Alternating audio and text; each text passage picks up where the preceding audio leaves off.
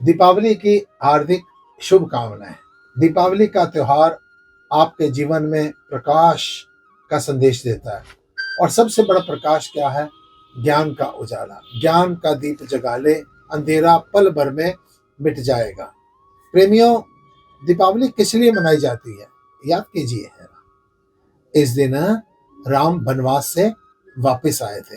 लेकिन मैं एक बात आपसे पूछता हूँ, क्या आपकी पूजा में भगवान श्री रामचंद्र को, सीता जी को, राम दरबार को क्या कोई स्थान दिया गया? मोस्टली 99% लोग चित्र भी नहीं लगाते होंगे राम जी का। और दूसरी तरफ कुछ लोग हैं कि हम चित्र लगाते हैं, लेकिन क्या राम की पूजा करते हैं? राम के आचरण को उतारते हैं? कोई तीज त्योहार होता है, आपका मकसद क्या होता है? धन कैसे आएगा, वैभव कैसे आएगा, ऐश्वर्य कैसे प्राप्त होगा, लक्ष्मी की तरफ सबका ध्यान रहता है। मैं आपसे कहूंगा कि लक्ष्मी की पूजा तो कीजिए। जब भी आप लक्ष्मी की पूजा करते हैं ना, राम जी की तो बातें छोड़ दीजिए, आप क्या करते हैं? आप गणेश जी को ही भूल जाते हैं। गणेश और लक्ष्मी, ये हमारे ऋषि मुनियों ने इन दोनों को इकट्ठा पूजने का जो संदेश है ना, लक्ष्मी ऐश्वर्य, लक्ष्मी वैभव, लक्ष्मी धन, लक्ष्मी समृद्धि। अगर आपके पास धन, वैभव, ऐश्वर्य, संपत्ति सब कुछ होगा, लेकिन अगर गणेश जी की दी हुई सद्बुद्धि के बिना अगर लक्ष्मी जिस जिस आदमी के पास होती है, वो आदमी या तो थाने में मिलता है, जेल में मिलता है, कोर्ट कचहरी में मिलता है, किसी हॉस्पिटल में मिलता है। और जिस आदमी के पास लक्ष्मी के साथ अगर गणेश जी को साथ लेकर चलता रहता है, सद्बुद्धि के साथ जो लक्ष्मी का व्यवहार करता है, उस आदमी को आप देखोगे सत्संग में होता है, वो किसी सेवा कर्मों में होता है, उस आदमी की हमेशा यश होता है, कीर्ति होती है। दीपावली की आपको हार्दिक शुभकामनाएं। एक बात ध्यान रखना, पैसा आए तो उड़ना मत, उछलना मत, पैर अपने जमीन पर ही रखना।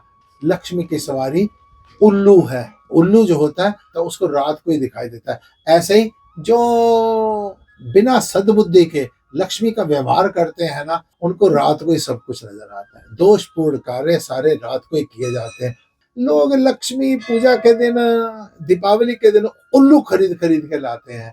पागलों, इतना ध्यान भी तो रखो, आपके शुभ कर्मों के साथ लक्ष्मी आनी चाहिए, आपकी सद्बुद्धि के साथ लक्ष्मी आनी चाहिए। खाली उल्लू को लाकर लक्ष्मी आपका कभी भी भला करने वाली नहीं है। राम का अवध में आगमन हुआ तो प्रकाश हो गया। राम का जब आपके जीवन में, राम का एक आचरण आपके जीवन में, राम का कोई एक चरित्र आपके जीवन में उतर जाएगा ना, तो देखना आपके जीवन आनंदित, प्रकाशमय और हमेशा खुशहाल व्यतीत हो जाएगा। दीपावली पर 3 बातें ध्यान रखिए। पहली बात, किसी ना किसी तरीके से परमात्मा से जुड़े रहिए। ये आपको अज्ञान रूपी अंधकार से आपको दिव्य ज्ञान रूपी प्रकाश की ओर लेके जाएगा। दूसरा, अक्सर कह देते हैं दिवाली वाला दिन है, आज त्योहार का दिन है, कलेश नहीं होना चाहिए, लड़ाई नहीं होनी चाहिए। कलेशों से दूर रहिए, खुश रह के आनंदित, रुखी सुखी खा के ठंडा पानी पी, देख पराई चौपड़ी मत ललचावे जी। दिखावट से दिवाली मत मनाइए।